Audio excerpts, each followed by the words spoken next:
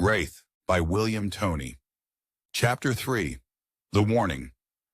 Aaron stood frozen in the living room, staring at the empty space where the strange man had been. The faint scent of sulfur still lingered, making his stomach churn.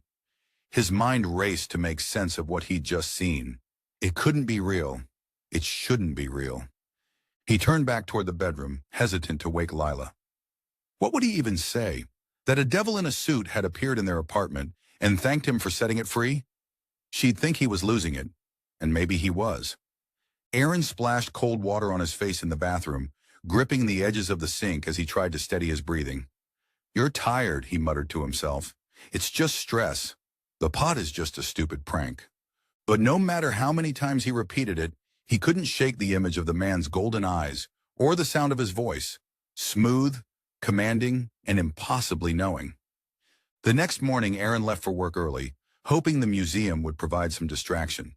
He avoided the brass pot entirely, focusing on cataloging other items. By mid-afternoon, the steady rhythm of his work had almost lulled him into believing the night before had been some strange, vivid dream. Almost. Aaron stepped into his office to grab his lunch when he stopped short. The brass pot sat on his desk, though he was sure he'd left it sealed in the storage room. But then again, the man showed me the pot last night. If you could even call him a man, Aaron thought. Was it a dream? But if it wasn't, does that mean he was here? His stomach tightened. He approached the desk cautiously, as though the pot might spring to life. "How did you get here?" he murmured.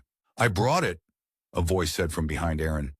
Aaron jumped, spinning around to find the man in the suit leaning casually against the doorframe. His presence seemed to dim the room, as though the light itself recoiled from him. "Do you always talk to inanimate objects, Aaron?" the man asked with a smirk. "I told you I didn't want anything from you, or is it that you want something from me?" Aaron inquired sternly, his voice firmer than he felt. The man stepped inside, his movements unnaturally fluid. "What I want is irrelevant. What matters is what you want." "I told you I don't want anything from you," Aaron snapped. "Are you sure?" The man raised a silver eyebrow.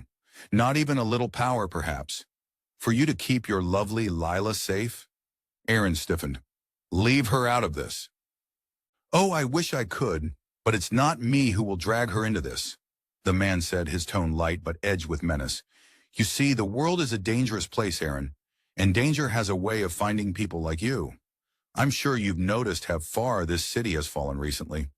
Why I'm surprised that you even walk down the street at night anymore." Aaron clenched his fists. "I don't need your help." The man chuckled. "No, but one day, there may be a time when you'll be grateful for my assistance." Aaron took a step forward, anger bubbling in his chest. "Who the hell are you?" The man's smile widened. "You may call me Allistor, and I am, let's say, a man of means, and I share those means with those who wish to take control of their chaotic lives." "Control? You only wish for manipulation," Aaron said bitterly.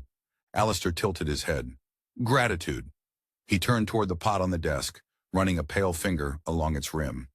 "This little trinket has been my prison for longer than I care to recall. But thanks to you, I am free, and as a gesture of my gratitude, I wish to offer you something in return." "I don't want it." Allistor's golden eyes gleamed. "So quick we are to turn down a gift when we don't even know what it is." He leaned closer, his voice dropping to a whisper. "It's power, Aaron. The power to protect yourself and those you love, to take vengeance on those who would harm you. All you have to do is touch the pot and say yes." Aaron felt a chill run down his spine. The air around him seemed heavier, pressing against his chest. He shook his head. "No, I don't need your power." Allistor straightened, his smile fading slightly. "Suit yourself, but remember, the world is full of monsters, Aaron, and prey rarely lasts long." With that, Allistor vanished into the shadows, leaving Aaron alone with the pot.